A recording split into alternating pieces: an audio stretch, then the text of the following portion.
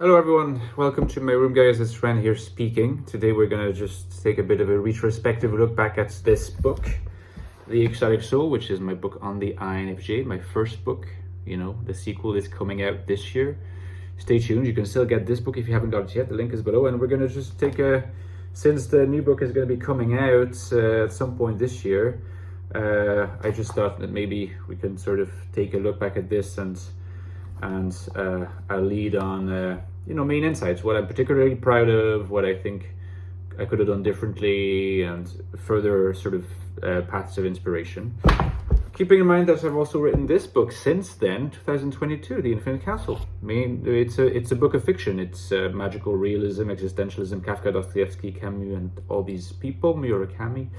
Rumor has it many characters in INFJ, so you can get this book too, and you can support me on Patreon. Thank you so much to my supporters.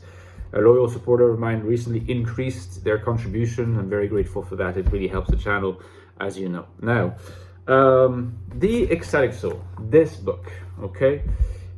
What can I say about this book? This little book, 128 pages. It's actually less.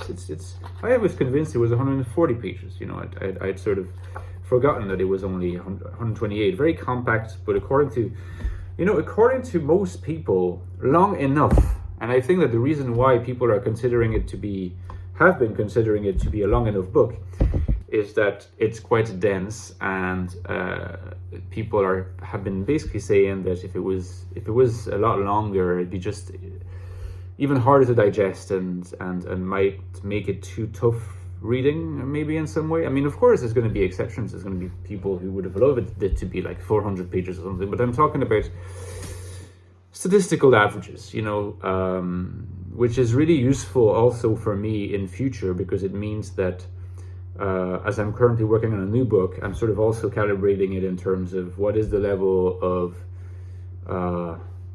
what is the density of interpretation required to appreciate this new book, and consequently, is it also a good idea to make it relatively compact. So what I can say at this point is, of course, I've been inspired by my experience with The Ecstatic Soul in trying to figure out what the length of the new book should be. And I think that what I can say as well is that it will be probably a little bit longer, but not a huge deal, not a great deal longer, So if you say like The Ecstatic Soul is about 130 pages, I think the new book is probably going to be in the vicinity of 150. Something like that. Could turn out to be a bit longer, could turn out to be a tiny bit shorter, but vicinity of 150. And I think that's good, because ultimately, I was convinced, and I told you in a previous video that the new book was much more practical and less theoretical than The Ecstatic Soul.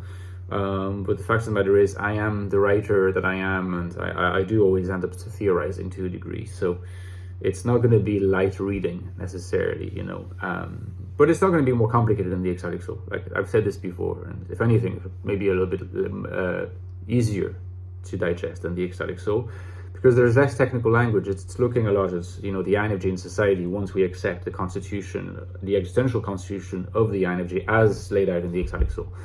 So to return to The Ecstatic Soul, that I would say that some important concepts that I've laid out in that book, such as alienation, prescience, haziness, disembodiment, and the sort of transformative, transcendent forms of these, such as world belonging, vocation, and indeed embodiment, they've stayed. I'm still very happy with those concepts, and I wouldn't necessarily change them now. I wouldn't change them now. Like one way that I'm looking at, okay, should I be satisfied with these concepts that I developed in The Ecstatic Soul, or should I not be satisfied with them? Really, you have a first level, which is an emotional level. Like you're attached to the fact you came up with these concepts, and you're nostalgic about that, and it holds a certain meaning to you that you first came up with them and put them to paper. That is not an objective assessment of how useful those concepts were. It's a subjective assessment. it has some value as a subjective assessment for you, that is for me, but it doesn't have objective value. Where I do see, in addition to the subjective value, which holds in this case, the objective value is, again, in the fact that, first of all, those concepts were taken up by people to this day, people who watch my videos and people on Reddit and stuff like that, alienation, prescience, vocation, haziness, all these concepts have turned out to be useful in how people enrich their descriptions of their experiences. So, that's an objective criterion of usefulness. And another one is simply that I'm making use of these concepts in my own work, that is to say, in my videos to this day, and the Ecstatic Soul is over 2 years old at this point, 2.5 years old, and in the new book, like the new book, when you read it, something that you will notice is that I do reference the Ecstatic Soul a fair bit. Like, I don't reference it to the degree and in such a way that if you haven't read the Ecstatic Soul, you'll be lost reading the new book. That's not the case. But still, if you've read the Ecstatic Soul, it will be great to fully appreciate the new book 100%, because I will often say things like, okay, so we're in a situation, it's a practical situation, whether it's a work situation, a love situation, a friendship situation, a social interaction, a party, a family gathering, whatever, political situation, like we're looking at all this kind of span of practical situations in the new book. I'll often say, okay, starting from the fact that the INFJ has this kind of, consciousness, this way of experiencing the world. And then I'll say things like, in the new book, I'll provide a very quick snapshot of what this is. For a fuller analysis, for a fuller rendition, refer back to the Ecstatic Soul. This is where the existential constitution, the consciousness of the INFJ, the INFJ experience of how the world is and how they relate to other people is laid out, So the usefulness of the conceptual machinery and terminological framework of the Ecstatic Soul, if you like, they're vindicated by the fact that I'm using that as my backdrop for the new book, even though in the new book I'm saying this is the premise, Ecstatic Soul stuff is the premise. We know what the INFJ is like now. What is it like in society to be an INFJ with this kind of consciousness? Okay, so those are things about the Ecstatic Soul that I'm really, really proud of and that I really value to this day, because they I think they have become part of the self-description of myself as an INFJ and of a lot of other INFJs, presumably those that have come in contact with my channel or my book or both. But that's still a significant number at this point, enough to legitimately posit itself as useful. Okay, what could I have done differently in the Ecstatic Soul? So first of all, I think that in terms of there's the question of form and then there's the question of content. So in terms of form, I think that what I would have done differently is maybe try to be a bit more accessible, right, in my writing, because having thought about it further since then, I do think that I would have been able to economize a little bit on the technical language without loss of rich layers of content. It would have required some stylistic work and maybe a bit more time and more perfectionism. And in some sense, when you're habituated as someone who's trained in philosophy or some academic discipline to use technical language, that's a shortcut, to not have to think about these issues.